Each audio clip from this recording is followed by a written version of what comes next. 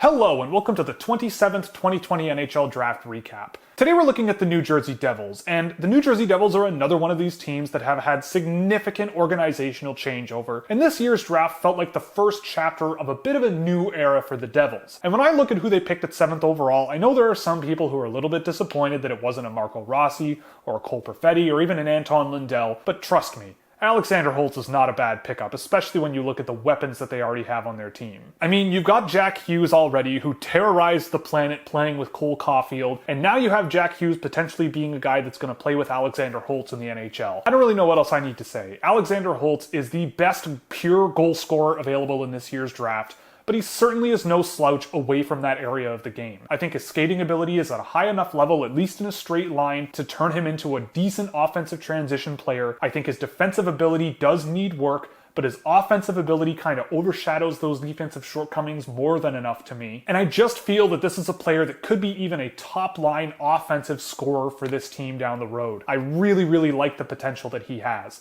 If he isn't playing with Jack Hughes down the line, gee, what else can you do but play him with Nico Dawe? That's not really that much of a step in the wrong direction at all. So I think this is a great pickup at 7. There might have been players that I would have looked at first, but if you're looking for a player that you can just drop into your top 6 when he's ready to come over from Sweden, and I think he could be a guy that just fills the net at the NHL level down the road. At 18th overall, they drafted another offensive-leaning player in Dawson Mercer. Now, Mercer is a player who I think is going to be more of one of these complementary offensive pieces. He's got some nice dual-threat offense. He can make a play and score the puck on his own. Really impressive skill with him as well, especially right around the net. He just knows how to put the puck where goalies are not. His offensive transition game was pretty good in most of the games that I watched. When he wheels up to his highest speeds, he is a really exciting player to watch. I think his defensive game does need a bit of work, but I think there's potential there for Dawson Mercer as well, especially when it comes to an offensive game. He can move around the ice really effectively, so applying that a bit more defensively is something that should be relatively easy to learn. Another year of dominance in junior, with a great World Junior potentially under his belt. I think there could be a case for Dawson Mercer to be a Devil after this season is over, but even if he takes a year to develop in the AHL afterwards, I think there's no reason to believe that there's no chance that Dawson Mercer becomes a useful scoring player for the Devils. I like this pickup at 18 for sure. Then at 20th overall, the New Jersey Devils took a player that everyone seems to be dunking on in Shakir Mukhemedulla. Now, I'll say this about Shakir Mukhemedulla. I've seen him play a lot.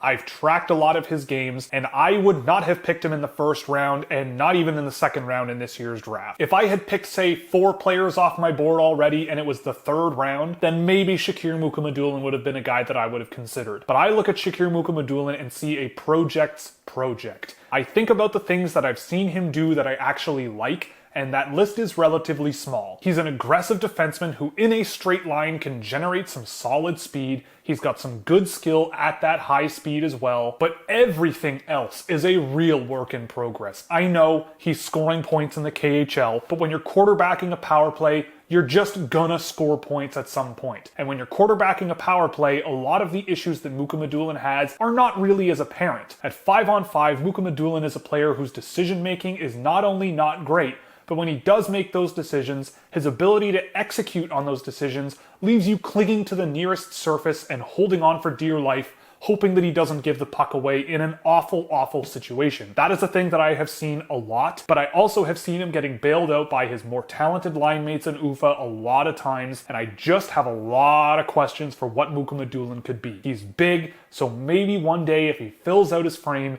and he doesn't lose a step out of that skating, he could be an interesting shutdown defenseman with offensive transition upside, but I think that is a long way away. Luckily, you can let him develop in Russia for a few years, but I wouldn't be surprised if Shakir Mukhemedulla just doesn't put it all together and end up on an NHL roster, and if he does, maybe not being that much of an impact defenseman, but this is a player that to me undeniably has a long way to go. And at 20th overall, I really thought the name that would have been on my list at the top was Hendrix Lapierre. He's a player who was injured all year, but I thought that as your 3rd pick in the first round and picking him so that no one else could take the risk on him, it would have been a perfectly reasonable swing to take, and he's already hit the ground running in the QMJHL this year. But if you really wanted a defenseman and you're really willing to be patient and you're really willing to bet on his skating and the skill that he shows at high speeds, then maybe maybe Mukhemedulla is a good pickup here. I frankly just did not see the appeal of him at 20, let alone anywhere in the first 2 rounds of the draft, and even in the 3rd round, it would have been a hard push for me to pull that name out of my hat in that range. At 84th, the Devils took a goaltender in Nico Dawe, a player who went undrafted last year. Now, I've looked at some of his data,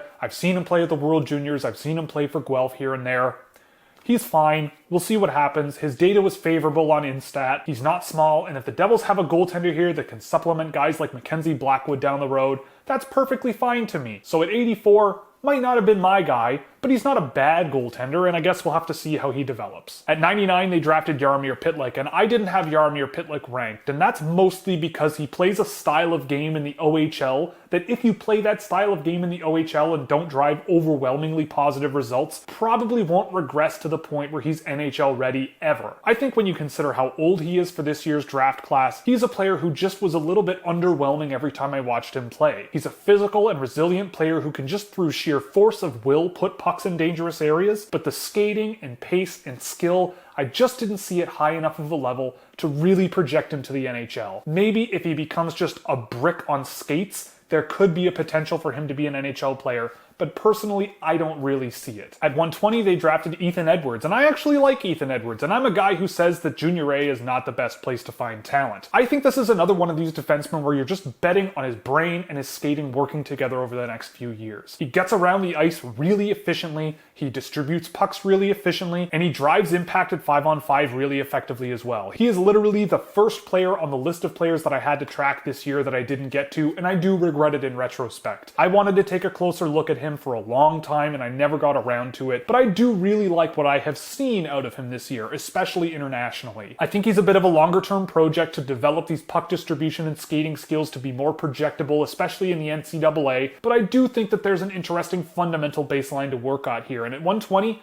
that's a perfectly good pick. 10 picks later, they drafted Artem Shlain out of Shattuck St. Mary's High School. Now, I like Artem Shlain quite a lot. He's a hard-working, high-energy offensive player who produced tremendously for his high school team this year. I think he's a longer-term bet. He wasn't really moving the needle a tremendous amount in the USHL games that I saw, but he was a perfectly capable offensive-leaning player who put in the work defensively that was necessary. He might need a couple of years to develop in college, but I certainly think there's something there with Artem Shlain. If he becomes a complementary piece for this team, I wouldn't be surprised, but I also feel like he plays a style of game where he's going to need to fill out his frame a bit and project that strength against better competition down the road. I think it's possible, and I think at 130, this is a perfectly reasonable pick for the Devils, and I really like it for them. At 161st, the Devils took Benjamin Baumgartner, one of the final people I profiled in my Scouching report series, and Benjamin Baumgartner was a player who frankly just blew me away sometimes in the tracking. He's a 2000 born player who's already playing against men in the NLA in Switzerland. He plays for a perfectly solid team at HC Davos, and now in this season,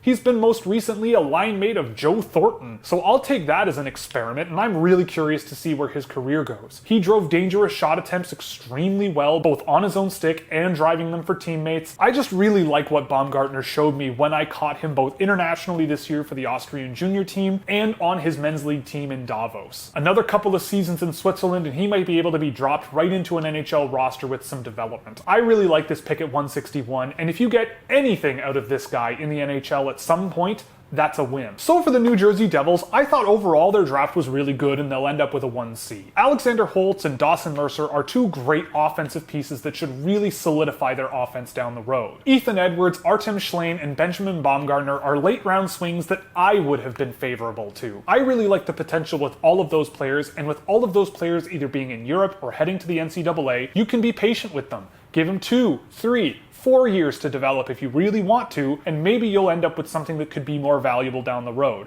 I like their potential. Their current ability might not be exactly what it could be, but if they do hit their ceiling, they could be interesting pieces. I wouldn't have drafted Shakir Mukhemedulla. I wouldn't have drafted Yarmir Pitlik. Nico Dawe, we'll see. But overall, I think the Devils did a really good job with some really interesting potential for a late round steal this season. So that's it for the New Jersey Devils recap. I hope you enjoyed. If you did, you can click all the buttons you see below me so you never miss another one. If you really liked it, you could subscribe on Patreon or here on YouTube by clicking join below. You'll get access to a Discord server, early access to videos, data sheets for hundreds of drafted and undrafted prospects, as well as plenty of other goodies you can check out, or you can pick up some merchandise at the Scouchwear shop, where 50% of profits go to the Women's Sports Foundation. So that's all, and we'll see you in the next one where we look at the Boston Bruins.